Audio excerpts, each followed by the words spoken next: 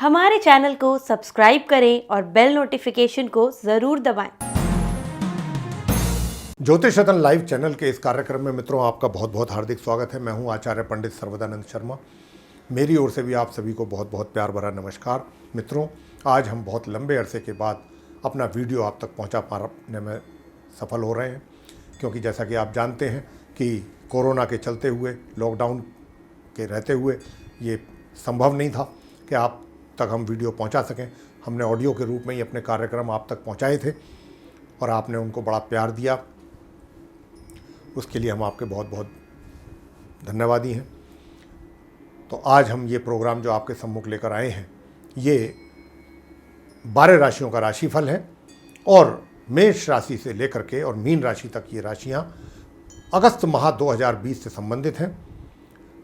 साथ में आपको ये भी बताना चाहेंगे कि हमारे पास अनेक प्रश्न आ रहे हैं कि ये जो राशिफल है चंद्र राशि पर आधारित होता है या लगन राशि पर आधारित होता है।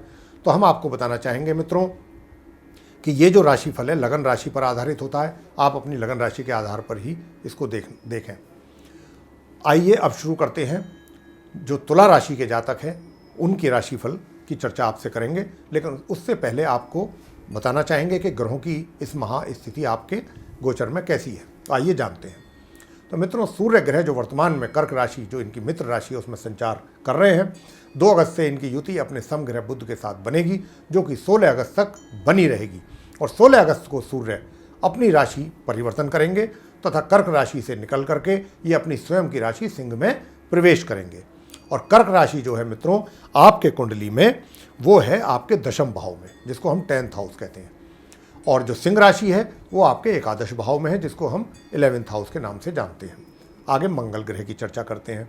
मंगल ग्रह जो कि वर्तमान में अपनी मित्र राशि मीन में है और मित्र में जो इनकी मित्र मीन राशि है इसी में इनका संचार हो रहा है उदय एवं मार्गी अवस्था में। लेकिन 16 अगस्त को ये भी इस राशि से निकल करके अपनी स्वयं की राशि मेष में प्रवेश कर जाएंगे। आपको बताना चाहेंगे कि इनकी जो ये मित्र मीन राशि है जहाँ पर इनका वर्तमान में ये संचार चल रहा है, ये आपकी राशि में जो है वो 6th भाव में है, जिसको हम 6th हाउस भी कहते हैं। वहाँ पर इनका संचार हो रहा है और जब ये मेष राशि में 16 अगस्त को प्रवेश करेंगे तो मेष राशि आपके कुंडली के 7th भाव यानी कि 7th हाउस में स्थित है। ये मंगल ग्रह की स्थिति है। बुध ग्रह 2 अगस्त को अपनी मिथुन राशि से निकल करके अपनी शत्रु राशि कर्क में प्रवेश करेंगे उदय एवं मार्गी अवस्था में, जहां इनकी युति अपने मित्र ग्रह सूर्य के साथ बनेगी। लेकिन 5 अगस्त को ये उनके ज़्यादा नज़दीक होने की वजह से अस्त हो जाएंगे तथा 17 अगस्त को ये इस राशि से निकल करके अपनी शत्रु राशि कर्क से निकल करके और ये फिर अपनी मित्र राशि सिंह में प्रवेश कर जाएंगे, जहाँ पर फिर दोबारा से इनकी युति अपने मित्र ग्रह सूर्य के साथ बनी रहेगी माह के अंत तक। तो मित्रों, आगे चर्चा करेंगे आपसे गुरु बृहस्पति की। तो गुरु बृहस्पति भी अपनी स्वयं की राशि धनु में अपने समग्रह केतु के साथ पूरे माह इसी प्रकार संचार करते रहेंगे। और ये जो धनु राशि है ये आपके कुंडली के 3य भाव में स्थित है, जिसको हम 3rd हाउस के नाम से भी जानते हैं। आइए आगे चर्चा करते हैं शुक्र ग्रह की। तो मित्रों, शुक्र ग्रह जो है वो मार्गी एवं उदय अवस्था में अपनी मित्र राशि मिथुन में 1 अगस्त को प्रवेश करेंगे अपनी स्वयं की राशि वृषभ से निकल करके तथा यहाँ पर इनकी जो युति है वो अपने मित्र ग्रह राहु के साथ बनने जा रही है, जो कि पूरे माह बनी रहेगी। तो ये जो शुक्र की स्थिति है राहु के साथ पूरे माह बनी रहेगी अपनी मित्र राशि मिथुन में। और ये जो मिथुन राशि है आपके कुंडली के 9वें भाव में स्थित है, जिसको हम भाग्य भाव के नाम से भी जानते हैं, यानी कि 9th हाउस के रूप में भी हम इसको जानते हैं। आगे शनि ग्रह की चर्चा करेंगे। शनि ग्रह अपनी स्वयं की राशि मकर में उदय एवं वक्री अवस्था में पूरे माह इसी प्रकार संचार करते रहेंगे। वक्री अवस्था जो होती है उसको उल्टा चाल कहते हैं। उल्टी चाल चल रहे हैं अभी शनि ग्रह और पूरे माह जो है अगस्त में इनकी चाल उल्टी ही रहने वाली है, लेकिन संचार इनका अपनी राशि मकर में ही होता रहेगा। लेकिन मकर राशि जो है वो आपके कुंडली के 4th भाव में स्थित है, यानी कि 4th हाउस में। राहु ग्रह अपनी उच्च राशि मिथुन में अपने मित्र ग्रह शुक्र के साथ पूरे माह इसी प्रकार संचार करते रहने वाले हैं मित्रों। और जैसा कि हमने अभी आपको बताया भी था कि ये जो इनकी मित्र राशि मिथुन है ये जो है आपकी कुंडली के 9वें भाव यानी कि 9th हाउस में स्थित है, जिसको हम भाग्य भाव के नाम से भी जानते हैं। केतु ग्रह अपनी उच्च एवं समराशि धनु में अपने समग्रह गुरु बृहस्पति के साथ पूरे माह इसी प्रकार संचार करते रहने वाले हैं। तो मित्रों, आपको बता भी चुके हैं कि धनु राशि आपके कुंडली के तृतीय हाउस यानी कि थर्ड हाउस में स्थित है। तो ये थी मित्रों ग्रहों की स्थिति गोचर में आप तुला राशि के जातकों की। अब आपके साथ चर्चा करेंगे आपके राशिफल के विषय में, जो कि इन ग्रहों की स्थिति के आधार पर तैयार किया गया है। और सर्वप्रथम आपके साथ चर्चा करेंगे आपके व्यवसाय को लेकर के। आइए चर्चा करते हैं आप तुला राशि के जातकों का माह अगस्त 2020 में व्यवसाय कैसा रहने वाला है। तो मित्रों, आप तुला राशि के जो जातक हैं उनकी इस माह जो ग्रहों की स्थिति है उसके अनुसार पूरे माह आपके अपने व्यवसाय के जो हालात हैं, रोजगार हो या व्यापार से संबंधित जो भी लोग हैं, वह मध्यम या फिर मध्यम से ऊपर रहेंगे।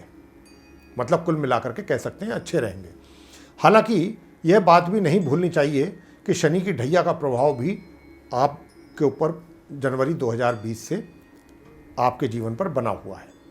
वैसे तो भाग्य का पूरा सहयोग इस पूरे माह आपको प्राप्त नहीं हो पाएगा, परंतु राहु की उच्च स्थिति के कारण भाग्य में अचानक वृद्धि आपकी हो सकती है।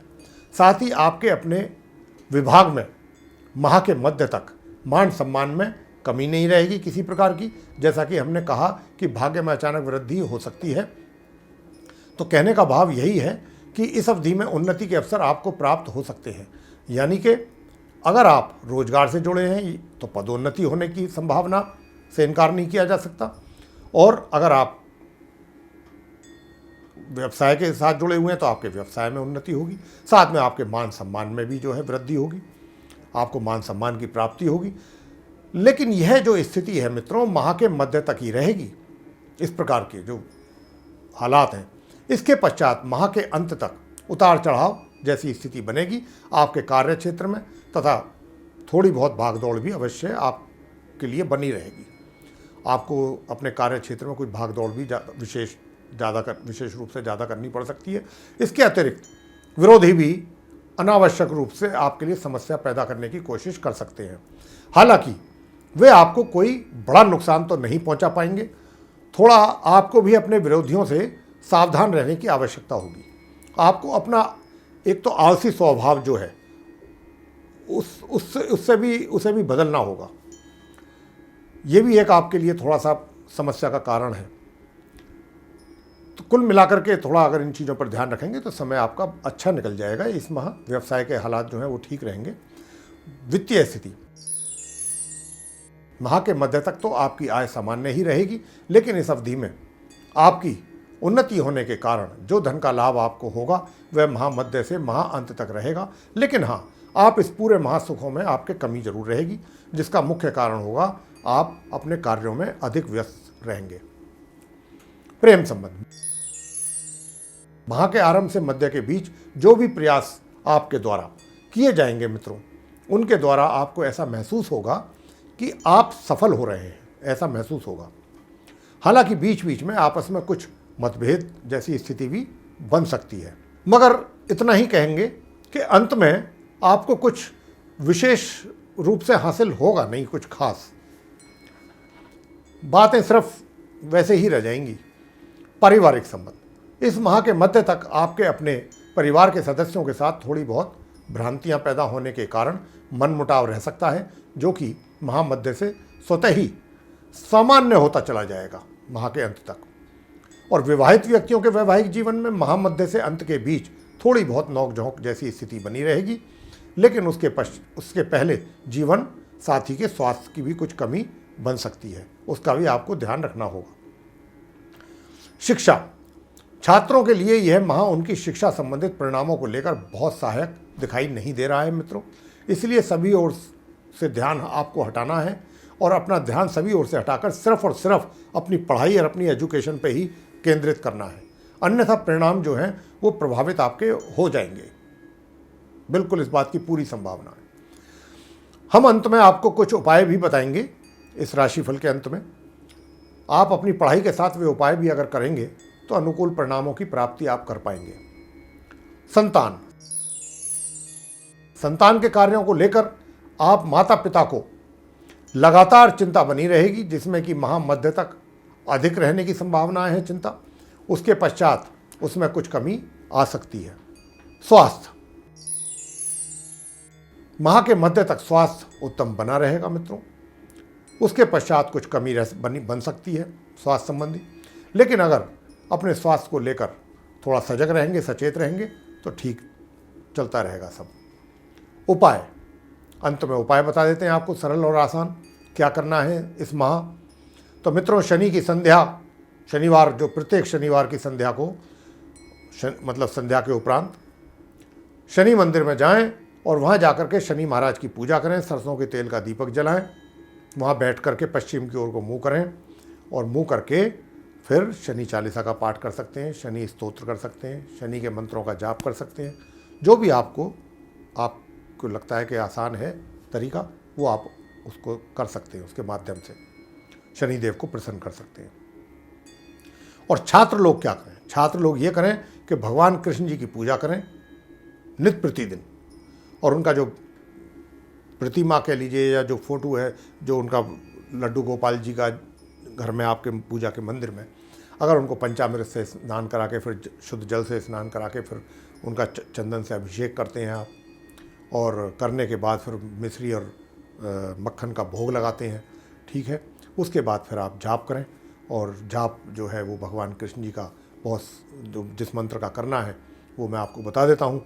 ओम क्रम कृष्णाय नमः, ये मंत्र है। इसका 1 माला या 3 माला छात्र लोग करेंगे तो बहुत आपके लिए अच्छा रहेगा, आपको उसका लाभ प्राप्त होगा।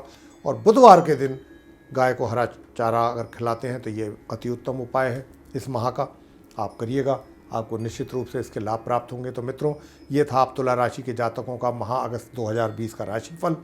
आपको ये राशिफल अच्छा लगा है तो आप इसको लाइक कीजिए, शेयर कीजिए तथा चैनल को सब्सक्राइब करना ना भूलें। साथ ही जो बेल आइकन है उसको अवश्य दबाएं, ताकि जो भी हमारे नए वीडियोज़ हैं उनके जो हमारे कार्यक्रमों के वो आप आने वाले समय में वो आप तक आसानी से पहुंच सकें और आप उनका भी समय अनुसार लाभ प्राप्त कर सकें।